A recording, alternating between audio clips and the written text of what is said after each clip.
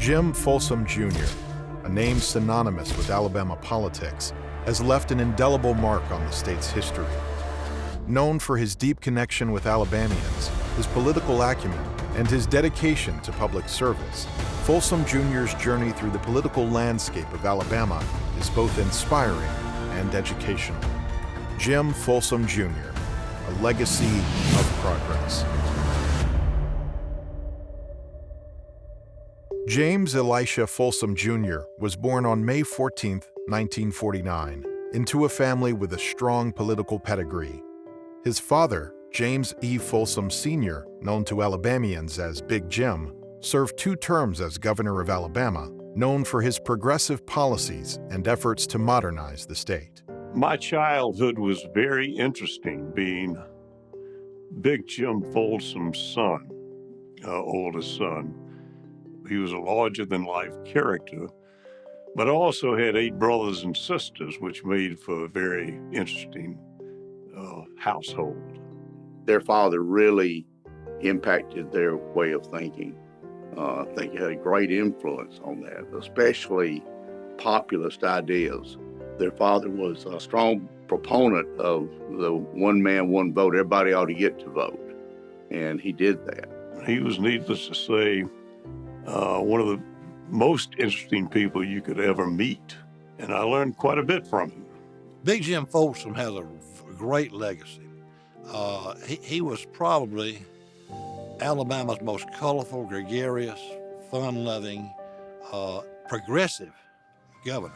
If it's a mistake of leadership of calling 5 special sessions for reapportionment before the federal government forced us to starting 15 years ago, if that is a mistake of leadership, then I'm guilty again. It was back in the 40s. I was a young boy at that time. I don't know whether I was 10 or 12 years old.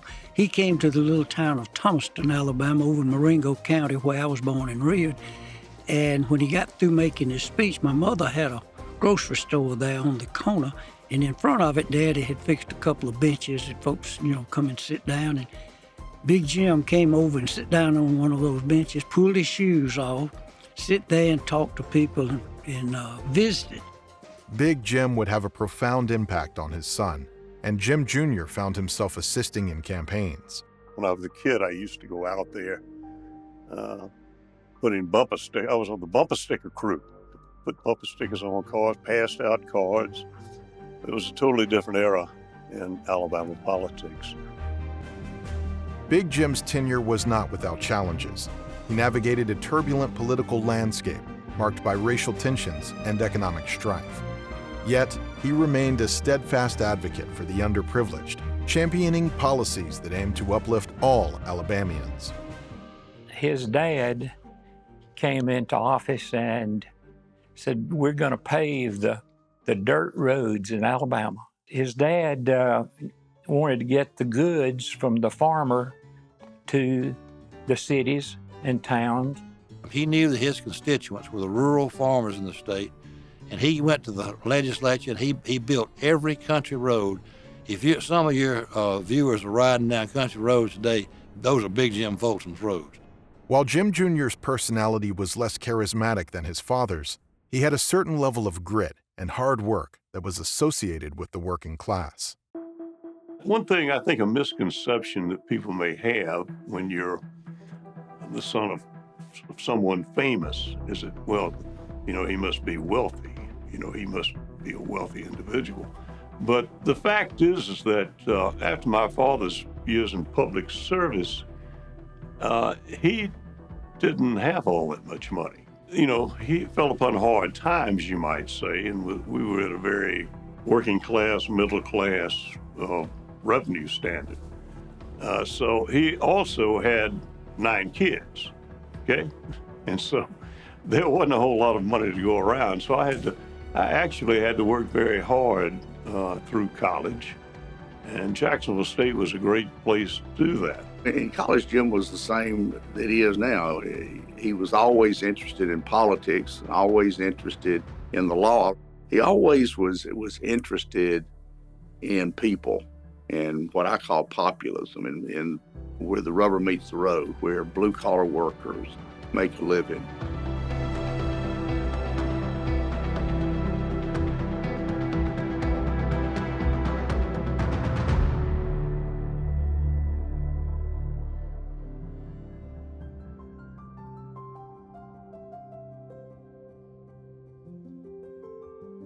I was out shopping and I ran into his sister, Bama. She said, well, Marcia, I'm having a dinner party tonight and I'm just going to ask Jim to go out and pick you up because you need to come to this party. Well, I didn't realize that she was playing matchmaker. So Jim came and picked me up at my house and we went to the party. And of course, he had his guitar in the back seat of the car. And so he entertained everyone at the party.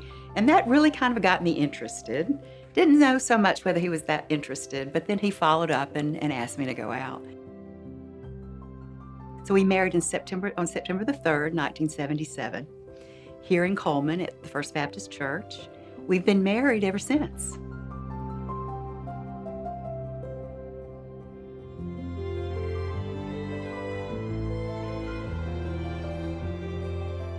Here's his guitar.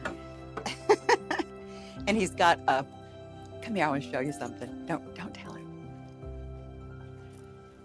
See, he has his own little garage band thing set up. There are a whole lot of guitar players in Alabama, and I was one of them. Not that good, but I enjoyed it. Jim gained a great deal of experience as a public affairs specialist working at Reynolds Metal Company, and after about 3 years, he was encouraged to pursue politics. And there was a vacancy on the Alabama Public Service Commission at that time. Well, naturally, I really wasn't quite ready for this. I got to thinking, well, that's a big undertaking. After looking at it and getting some encouragement from quite a few people, I decided to go ahead and make that run. At this point in time, there were not a lot of people seeking that office, really.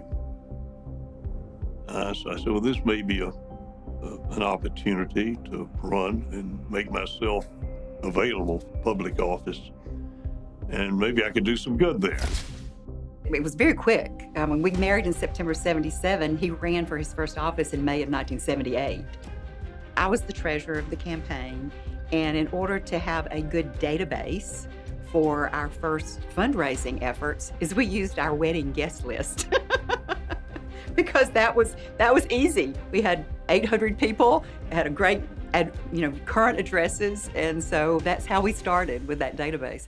Jim Folsom Jr. first entered the political arena in the 1970s. After graduating from Jacksonville State University, he began his career in public service. I had thought, how am I going to run statewide? I had my father's base, which at that point in time was showing maybe a 10 or 15% name recognition factor. If I lose, I'll still be okay. In 1978, he was elected as the Public Service Commissioner, a role that allowed him to champion consumer rights and infrastructure improvements. When you look at the influence his father, Big Jim, had on Jim Jr.'s life and personality, I think that in many ways, when people see Jim Jr. as being reserved and quiet, that's a reaction, a conscious reaction he made to his father's flamboyance. And though his personality was vastly different from his father's, Jim Jr.'s effectiveness as Public Service Commissioner was noteworthy. At that point in time, the utility rates and electric rates was a major issue in the state.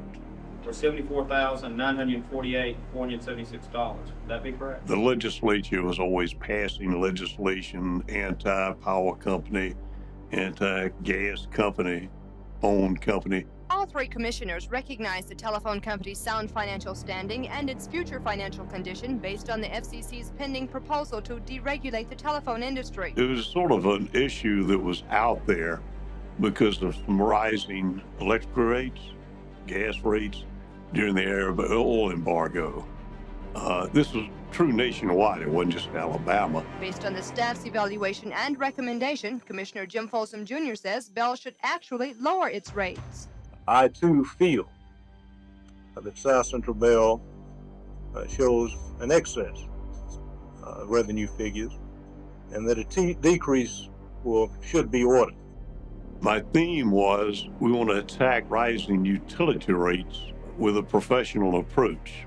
That meant hiring the very best analysts and utility experts to develop solutions that would bring down rates. Rate stabilization and equalization that was done so that you did away with these huge rate increases so they were leveled out was really good for not just for working people, but they were good for business and industry, good to be able to attract people here. And at the end of 2 or 3 years, all of a sudden, the utility issue was not a major issue because we had stabilized it to the point where we were not having dramatic increases in that long lag time. This is the first time in the telephone company's history that it's requested more money, was denied, and instead ordered to reduce rates. Though customers won't be getting a refund, their telephone bills won't increase either. I learned from that it showed you could actually do things that people said couldn't be done, and you could actually accomplish things, do positive things in a position of trust, the public. And they gave me a good feeling, so I liked it. And even while he served as Public Service Commissioner, Jim would pay close attention to what was happening within the political world around him. So just 2 years later, he decided to run for an even higher office. In 1980, I had served on the Alabama PSC 2 years, and I had just turned 30 years old. I didn't agree with some of the things that present senator was doing at that point in time, and really thought I could do a better job, to just be honest about it. Just turning 30, and then that's the eligible age that you can run for the U.S. Senate. He really took a chance. In 1980, Folsom ran for the U.S. Senate and attacked the incumbent Donald W. Stewart as being too liberal for Alabama. Although Stewart outspent Folsom $500,000 to $75,000, Folsom won the runoff. I kept campaigning. We campaigned right on into the fall. Jim campaigned in one area and I would go in another. He would do the media hits and I would go into the smaller rural areas and go into the radio stations. And that time there were local radio stations that would let you walk in the door and you would do an interview. A lot of people in this state consider themselves Alabama Democrats, and they don't necessarily consider themselves national Democrats. At that young age, I didn't even know what a landslide was. In the general election, Folsom lost by a narrow margin to Republican Jeremiah Denton, who was aided by the Ronald Reagan landslide, which helped Republican candidates across the country. Ronald Reagan was an extremely popular Republican president, and Jimmy Carter was an extremely unpopular president in the state of Alabama. We're talking about the fact that Reagan has a lead in Alabama according to early projections. Does that mean that Alabama is turning Republican? No, I don't think it means that. I think that it means that people are still independent in their voting. The patriotism, leadership, economy, national defense, all these things, very important. And the morality factor, very important to the people in Alabama. Ronald Reagan's coattails were so huge. I learned a little bit about what a very popular president at the top of the ticket can do for you or against you. And on that situation, I was swimming upstream, to say the least. Jim learned a great deal from that experience, and though he lost the Senate race, he was motivated to run for yet another office, Lieutenant Governor. When I first came to work for Jim was in 1986. He was running for lieutenant governor. Jim called and said Senator Heflin, who was a United States Senator from Alabama who I'd worked for, said that you did debate prep for him during his campaigns. Would you come do my debate prep? So I came to Montgomery and we stayed close through the rest of the campaign. He beat Teague in the runoff, and then he easily beat the Republican nominee in '86. This was really his change to really get into the line to someday run for governor. At that point, he offered me the job as chief of staff in the lieutenant governor's office. In 1987, I became lieutenant governor. And I was 37 years old at this point. In the 1980s, the lieutenant governor was a tremendously powerful position. They gave the autonomy of organizing the Senate to the lieutenant governor. That means he organized the Senate and gave the committee assignments, which is the most important thing of a 35-member Senate. He assigned all bills to committee in the Senate. He assigned offices. He assigned parking spaces. The lieutenant governor basically controlled the state senate at that point in time. There was no saying back in those days, well, the governor proposes and the lieutenant governor disposes. It was a very interesting time as lieutenant governor because he had run against a very popular senator to become lieutenant governor. And many of the senators had supported the guy that Jim beat, John Teague.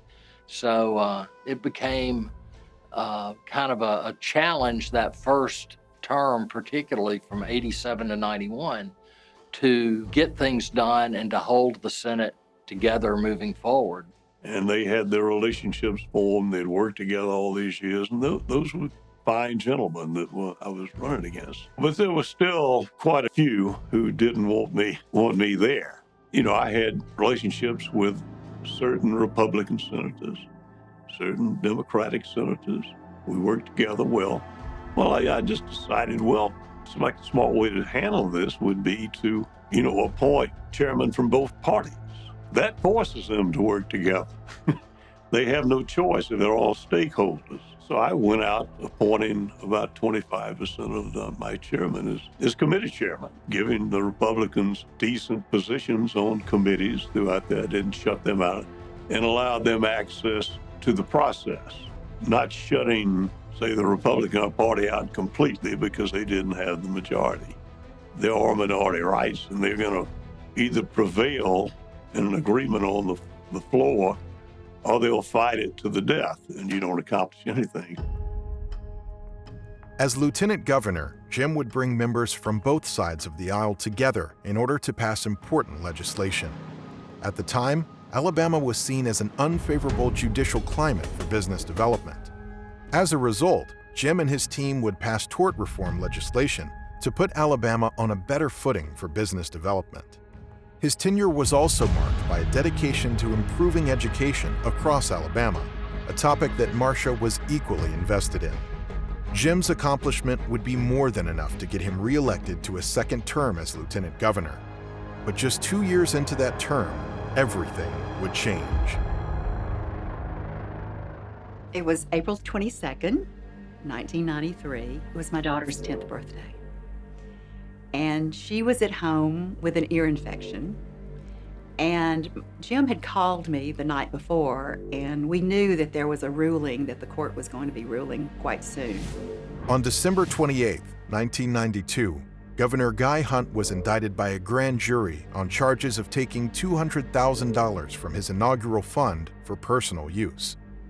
Jim had his political consultant and I think closest advisor was a University of Alabama graduate named Frank Greer. And Frank called me and he said, are you and Jim making any plans for the transition? I said, transition of what? He said, if Hunt gets convicted. I said, I'm going to be convicted. The 13-count felony indictment included charges of theft, conspiracy, and ethics violations.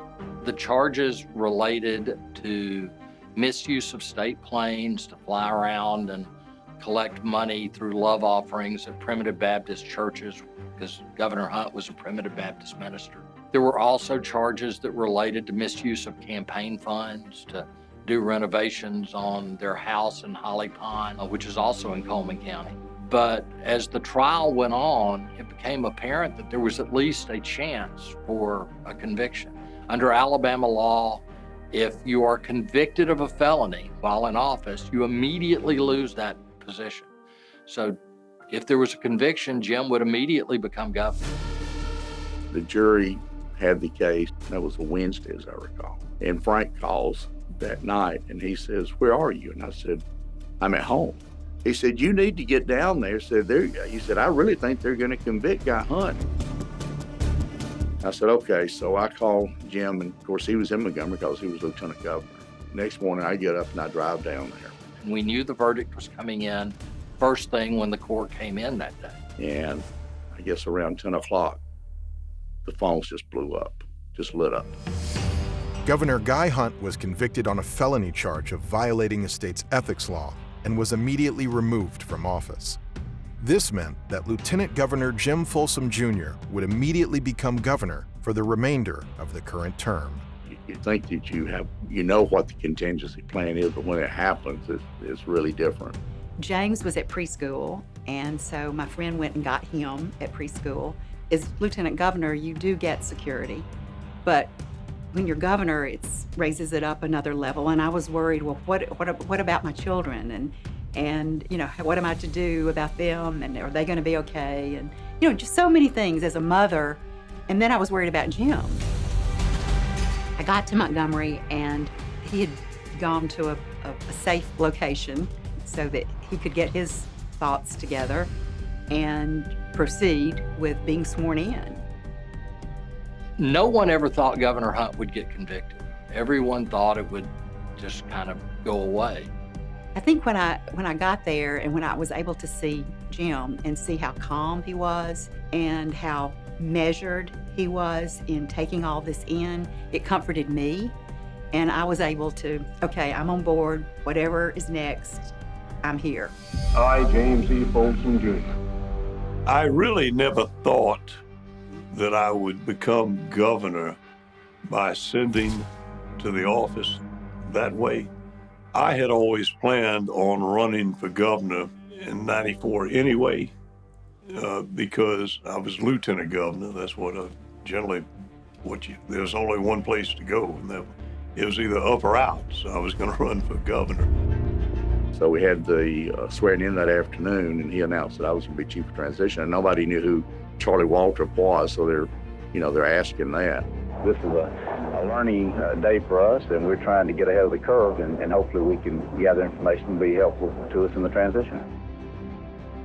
I had not put a lot of time and effort into planning or thinking of what may come up down the road. I was just convinced in my mind perfectly well that would never happen. A jury would not find the governor guilty. Hunt's attorney filed a notice of appeal today, and Hunt says he expects to return to the governor's job in a few weeks. Mr. and Mrs. Hunt piled into the car just before noon, and with one state trooper escort, headed back to Holly Pond, and Pam, they should be there tonight. The former governor awaits his pre-sentencing hearing set for May 7th. He does still plan an appeal. We were all very confused at the time because at any point it could have been reversed by an appellate court. We didn't know if it was going to be. We didn't know how fast it would be if it was. But it was not. The verdict of guilty was held, and the judge moved forward with sentencing. It would be official. Jim Folsom Jr. would be governor, and he would have a message for his team. Jim basically told us all, as long as we're here, the state's counting on us, and we have a job to do. So everybody kind of buckled in and went about doing the job that we had to do as long as we were going to be there to do it. It ended up being the remainder of the term. I still don't think they should have found him guilty before God and everyone in front of me. I don't think the charges merited his conviction. When Jim became governor, the immediate challenges we faced revolved around the fact that it was a change of partisan identification as well. Governor Hunt was a Republican, Jim was a Democrat. In the state of Alabama, both the governor and the lieutenant governor are elected positions, which means one could be a Republican and the other a Democrat. Such was the case with Guy Hunt and Jim Folsom. He was a Republican governor here from my home county. I was elected as a Democrat. Back in those days, things weren't quite as partisan. You could actually cross party lines pretty easily to make things happen. I was elected on a different ticket than the governor, but we still got along together. A lot of people scratch their head and say, well, how did that happen with two different parties? When I used to go to lieutenant governor's conventions, most of them had no idea how we did it. They wondered how in the world do you even agree to go to the corner drugstore together or whatever. So that's sort of the makeup of Alabama. Now that Jim was being thrust into the governorship, he would still need to build his very own cabinet. You know, usually when you get elected in November, you have until January to take office. So you have 3 months to identify the people you want to appoint to important positions. You have 3 months to figure out exactly how you want to prioritize things in your administration. We had 1 day. There were really qualified people that had jobs, that were willing to say, hey, we know we may not be there very long, but we're willing to interrupt our lives to be part of something. Really incredible. He made the decision to allow the Hunt staff to stay in the Capitol for the first couple of weeks rather than move them all out immediately. So we worked out of one of the RSA buildings in downtown Montgomery for the first couple of weeks as the governor's office. Everything was moving at a record pace. Jim Folsom was now governor and had less than 2 years until the current term would end. But even before he had a new cabinet, he made 2 consequential decisions within the first week of his new position as governor. One was going to be he was selling the state plane. State plane, matter of some controversy. The second was, and maybe not in that order, that he was going to take the Confederate battle flag off of the state capitol. The Confederate flag that had been put over the Capitol by Governor Wallace had been taken down during renovation of the Capitol. There was a lawsuit about whether to put it back up or not. Governor Hunt was appealing a decision that said that it would not go back up. And then Governor Hunt was removed from office. So one of the first things that Jim did as governor was say, we need to dismiss the appeal and keep the flag off the Capitol. That was very early in his time as governor. It was a frenzy, because, people talking about historical significance and all that on the one side, but there's historical significance on the other side.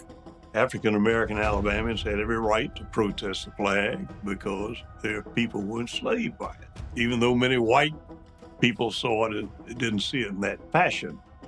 But I looked at it in a historical context, and it should not be there. And there had been protests. The black legislators had been arrested, net around the Capitol to keep people from coming up there and threatening to take down the flag. That is not sending the kind of signal out across the world. That's not the kind of message we need to be putting forth.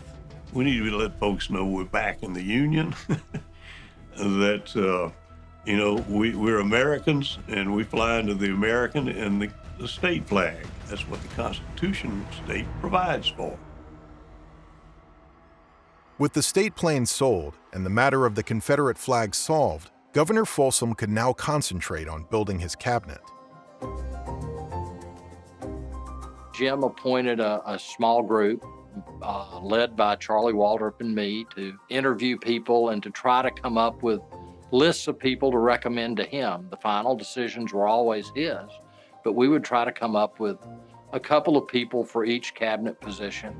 And the only 2 instructions he gave us were that he wanted the best people we could find and he wanted the cabinet to look like Alabama. He said, it's not all going to be old white men. Because we went into it with the theory that we needed to look at all groups, it was really amazing the way that the diversity just kind of found itself.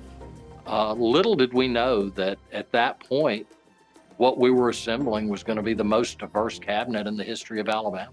Right off the bat, he appointed Jim White as the finance director, first African-American to hold that position, very well qualified. Now, I had previously served in the George Wallace administration as the State Revenue Commissioner. That was in 1983. So I was very, very familiar and had met, Governor Folsom. And I just called him Jim because we, hunting buddies and that sort of thing. I had met him many years, while he was lieutenant governor. So when I got that call and from a couple other people, before I talked to Jim, and I immediately, accepted it. So that was how it really begun. One of the positions Governor Folsom decided to make cabinet level for the first time in Alabama history was the Director of Minority Affairs. And he hired Sharon Rose for that position. I got a call while working at the Department of Public Health, and I was working in minority. Health and asked if I could come in for a conversation interview. And of course, I said yes.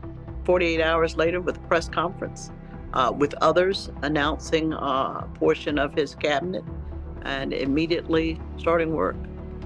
We wanted really good people. We wanted sharp people who would make us proud and not get anybody in trouble. I think we were successful in getting a good cabinet together in a very short period of time. And Sharon really allowed us to enhance our outreach into the Black community across Alabama. She was very effective in plugging them into business opportunities. It was exciting, not necessarily intimidating, because I enjoyed what I was going to have the opportunity to do. And again, that's to be a part of governor's cabinet. We started thinking about, well, how do we make people feel welcome? We wanted to go back to that famous phrase that Big Jim Folsom used to use, y'all come. So we took that and thought, how do we do a y'all come event? And so we thought, we will do an Alabama open house. We will designate a day that everybody in the state can come to the governor's mansion. So that first year in August of '93, we had over 13,000 people come through the doors of the governor's mansion. And they just had a wonderful time, because I felt like that this would be a great casual way for us to honor the state and say, welcome. This is the type of administration that the Folsom administration will be open. But the sting of Guy Hunt's conviction left many in the media skeptical of Jim Folsom. He was already making big moves within his administration, and it wasn't long before he became acutely aware of the opposition he'd have to contend with. When you talk about the press, you can't talk about just the press surrounding when that occurred, when talking about Governor Hunt's conviction. While aides pack clothes into the former governor's car, Mrs. Hunt gets a hug from one of them. We could count on every Friday afternoon an ethics complaint being filed against Governor Folsom. There's just a pattern of questions that were bound to happen to whoever was the first governor to file a Guy Hunt. That is, a governor who had to leave office under an ethical cloud had better be super clean. It was so ridiculous that there was a charge that the house that he and Marcia had built was that they didn't pay for it. The latest charge made Friday claims work on the Folsom's Coleman home was done free. On Thursday, First Lady Marcia Folsom talked about the transition she's made. Tonight, she talks about the areas she'll be concentrating on and the microscope that's been turned on her family. Well, I'm not concerned about that there's going to be anything, wrong. This became a constant source of speculation and questioning from the press. He's put himself on the defensive. He's constantly having to go out and prove a negative. No, I didn't do this, or no, I didn't do that. Frank Greer said, here's what I think you're going to have to do. It's ridiculous, but I think you just need to have an afternoon that's set aside, as busy as you are doing other things, and lay out all of the bills, the canceled checks, the mortgages on the house. Nobody can take pictures, but you'll stand there and answer any questions that they want to ask, and that's the end of it. His opponents didn't want him to be elected in '94. So they were softening the ground from the beginning to weaken him as a political candidate in '94. In the past 2 months, few families in the state have attracted as much attention as this one. Terry, I guess the best way to put it is, I was not prepared, nor was I preparing for this. I didn't expect the attacks, personal, family. I didn't expect all that. That hurt. And those political claims continued towards the governor and the First Lady. He and his new and growing team would have to find a way to do all they could to work around the bombardment of accusations from political rivals, as well as the press. Jim Folsom's personality is such that he can work with anyone, has the ability to bring parties together, opposing parties. He can come out with a good consensus from these kind of dealings, and he just wins you over. He doesn't get mad very often. And he has that ability to influence people and bring everybody together. A major focus of his was education reform and economic development. It would later become two of the major points that he would run on to remain governor in the upcoming term. But for now, Governor Folsom needed a win, and he needed it fast.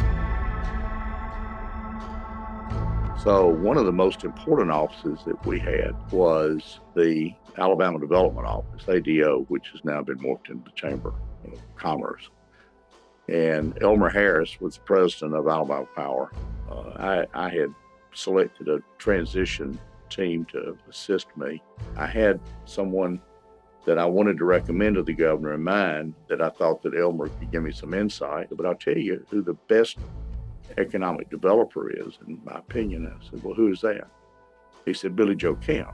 He had been elected president of the Public Service Commission.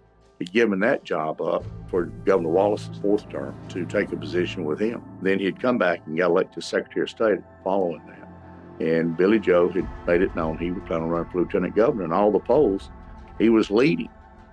I said, you really think that he'd give that job up? And he said, well, you don't know if you don't ask him. And he said it was a dream of his. He wanted that worse than anything in the world. He wanted that job. It interested him. It was exciting. He thought he could do good. And he resigned as Secretary of State and took the cabinet position. Alabama needed industry. Alabama had been a textile state and an agricultural state. Both of those items were having a lot of challenges at that time, and Alabama was in desperate need. I appointed him, and the next day, about a week or so later, Kemp came back to my office. After it was known that I would be the head of the development office, I had people from the Hunt administration telling me they'd had contacts on this project that was called Project Rosewood. Mr. Sizemore, who was the head of the development office under Governor Hunt, very fine gentleman, he called me and gave me a briefing and gave me information and told me what he knew. And through that, we knew who it was. We knew it was Mercedes.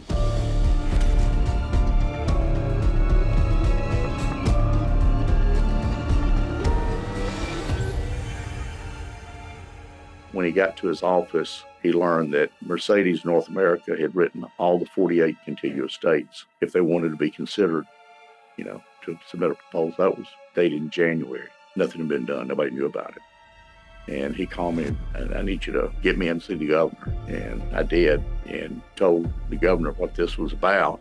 And so I've got a real interesting project here that we really need to consider pursuing. Billy Joe Kemp made contact with the site selection consulting firm at the time, Floor Daniel Consulting, and immediately worked on getting Alabama included in the bidding process. He asked me if I thought we had a chance to get Mercedes. I said, Governor, we got a long shot chance, but we do have a chance, and we can do our best. And Alabama was an outlier. It was certainly a dark horse. We had never built vehicles before. We were not known as an automotive producing state. And so it seemed to a lot of people far-fetched that Alabama was going to be able to get in the mix.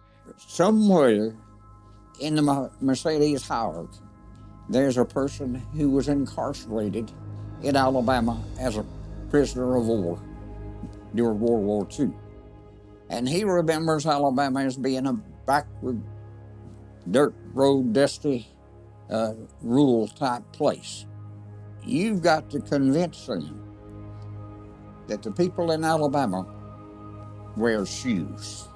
One of the criticisms was that Alabama is at the bottom economically, and educationally we like number 49 out of 49 or 50 something.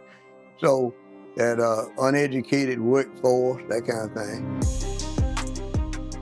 We said from the beginning of the site selection process that workforce was most important because we knew we had to build a Mercedes-Benz outside of Germany. And there were a lot of naysayers. Many people globally questioned whether Mercedes could really build a true Mercedes outside of Germany.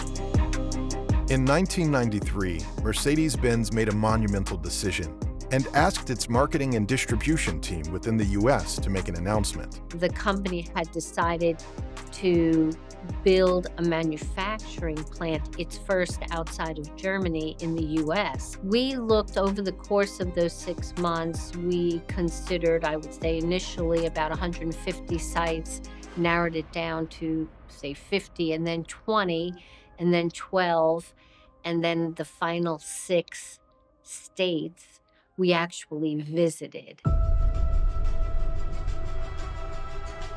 At the time, some people had kind of a jaundiced eye, like, you think Alabama really has a chance? I was always critical enough to say, yes, we do, we can. And can we afford it? I turned the question around. Can we afford not to? When Mercedes announced that it would locate outside of Germany for the first time ever to build a passenger vehicle, it created hysteria among all the states when it came to economic development. Mercedes had never built a sport utility before. The U.S. was the largest market for sport utilities. How do you position it not as a truck and not as a minivan, but something in between? Can you have a 3-pointed star on a vehicle that is luxury because it's Mercedes, but also sporty and coming in at a different price point? All of those things had to go in the mix, but not only for the U.S., for hundreds of markets around the world. I believe that recruiting Mercedes to come to Alabama was important in Jim's eyes because he saw it as changing Alabama from an agrarian economy to a modern economy. North Carolina, South Carolina, Tennessee had all gotten major industrial projects. Alabama never had. We were still basically the same economy we had had when his father was governor in the 40s. So I think he saw this as a way of changing Alabama's economy for the better. An automotive project was considered the crown jewel in economic development because of the impact, because of the multiplier effect, because of the supply chain that would automatically follow those companies. They touched base with Mercedes-Benz owners all over the United States and asked the question, would you buy a Mercedes-Benz SUV? And the response came back, yes. As a result of that, they had a market that was already made for a vehicle. They took a look at locations all over the country in making the decision that they made. And we presented a case for the state of Alabama. In a way, Folsom and his team were showing up to the table late and as a major underdog in the business development arena. But Jim was steadfast and determined. He selected a few members of his staff who were very well qualified to be the negotiating team. Folsom and his team decided they needed to go all the way to Germany to make their case. We got there, we found out that we were pretty far down the list. We finally convinced 3 members of the search team to come to Tuscaloosa. Whether or not we were going to win, we didn't know, but we had absolutely the best site selection for an automobile plant of anybody anywhere in the country. So we knew if we could get them there, we may get an interest going. That team was so impressed with what they saw, they convinced the lead negotiator to visit the site himself. The negotiating team for the Germans was led by Andreas Renzler. He tentatively had Alabama last on his list to come and visit. He had decided he was tired and wanted to go back to Germany. So he wasn't even coming to Alabama, but he went to look at the site, went back all of a sudden. We were in the picture. He conducted all of the negotiation sessions with Mercedes. He had his staff. Andre Renzler with the German delegation had his staff.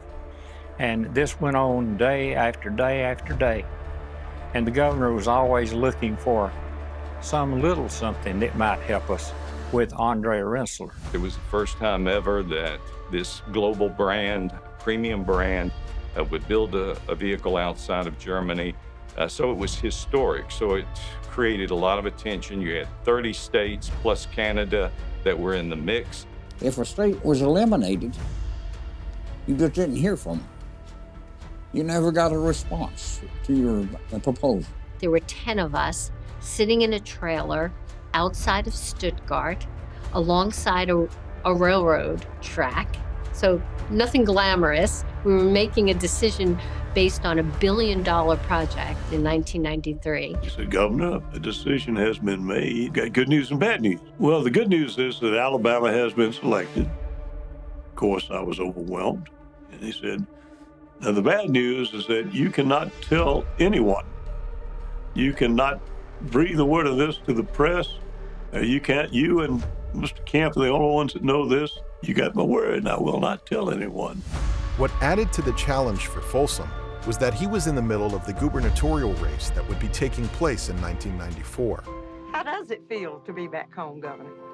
Well, you know how it is growing up in a small town. It's always good to get back home. That's right. You learn the values of hard work, and honesty, and giving something back to the community.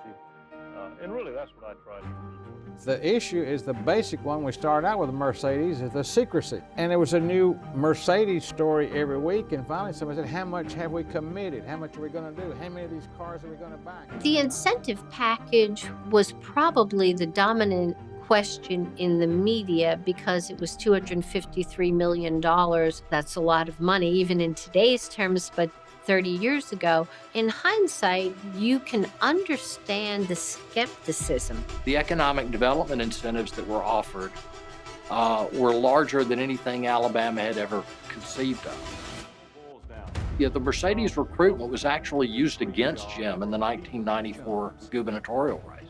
The number one issue in the campaign, you gave too much for Mercedes-Benz.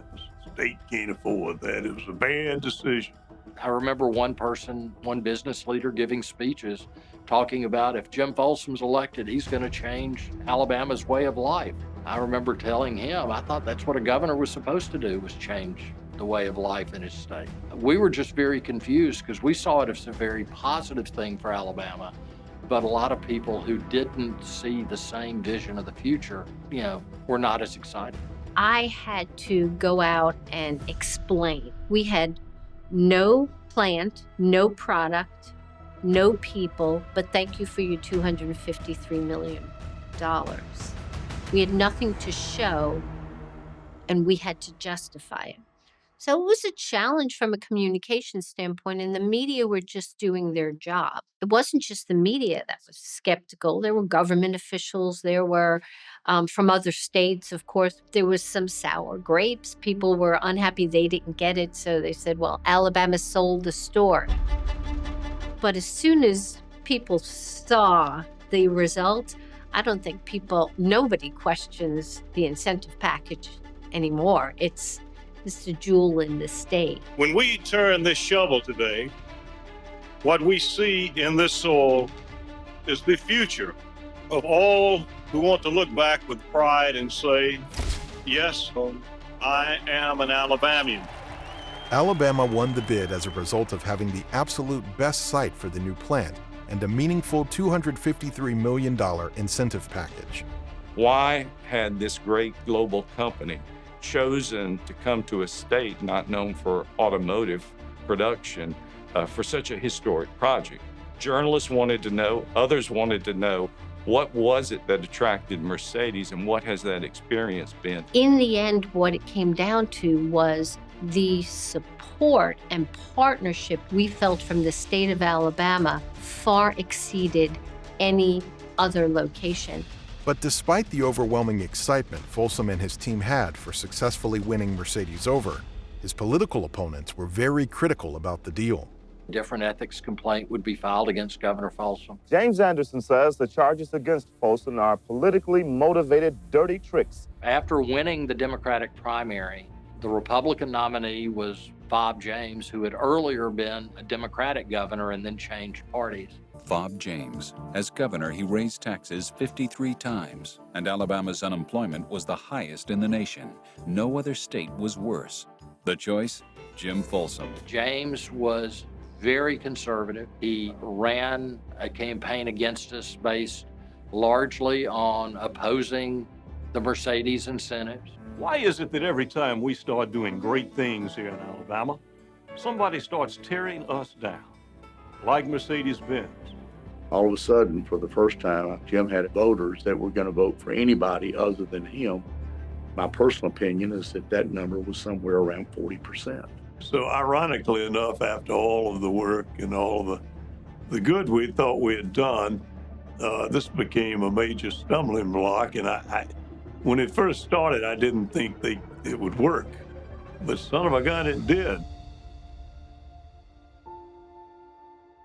Okay, well, on this wall, we have a few pictures we could talk about, I guess. Fob James had successfully used the Mercedes-Benz deal against Jim Folsom, costing him the race in 1994. When it became apparent, I went to the hotel where Jim and Marsha were, and we had a conversation about, the numbers weren't going to change.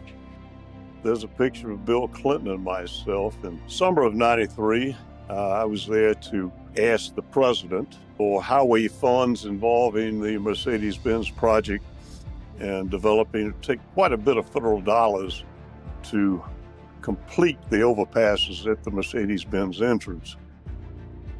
We still waited till the next morning before he called Governor James and conceded the race. And then Jim had a press conference where he did a public concession, congratulated Governor James, and basically said, I'm retiring from politics.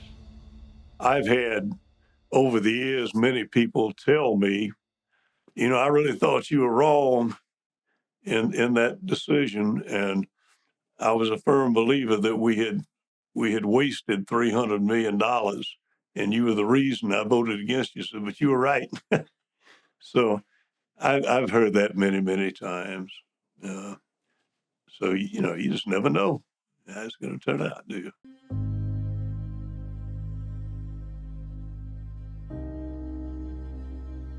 What had been seen as a great project, if it would result in a cumulative impact of $7.3 billion after 20 years, was already $6 billion a year. This is a whole different generation. So it's going to be two generations. If a generation is 20 years, that they don't have any recollection of the Confederate flag, and they don't have a recollection of what it was like before there was Mercedes. They've grown up here with Mercedes. But for the people who were here before and they realize what it's meant to the state's economy, I think that it has to be Mercedes. But would there have been a Mercedes without Jim Folsom? No. When I think back on Governor Folsom, I think a big part of his legacy will be Mercedes, because he had the courage to do what others may not have, whether that be the incentive package or whether that be building the relationship with Mercedes and those of us that came here and say, we will be your partners, we will succeed with you, and do whatever it takes to help you be a success.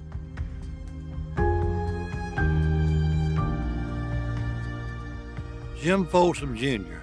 has a very, very definitive legacy in Alabama history. When he brought Mercedes here, he has laid the groundwork for Alabama becoming the second largest and soon to be the largest manufacturing of automobiles in the United States of America. If that's not a legacy, I don't know what is. The 1994 election was a turning point. It highlighted the shifting political dynamics in Alabama. 14 years later, he would run once again for lieutenant governor, becoming the only politician to ever be elected to that position 3 times. Beyond his official political roles, Folsom Jr. has remained active in various civic and educational endeavors. For more than 23 years, he served as a dedicated member of Jacksonville State University's Board of Trustees, demonstrating his deep commitment to expanding educational opportunities and strengthening public institutions across Alabama. Jim Folsom Jr. is more than a politician. He is a testament to the power of dedication, resilience, and a genuine connection with the people. This is the legacy of Jim Folsom Jr., a man who truly embodied the spirit of Alabama. I think if you have to show leadership, there's going to be criticism. And if you're going to make the hard decisions, you're going to take your hits. But I think I would like to be remembered in that fashion, and in a fashion that I did the state some good economically, which impacts all Alabamians, regardless of their standing, and that I did care for the working class and the middle class.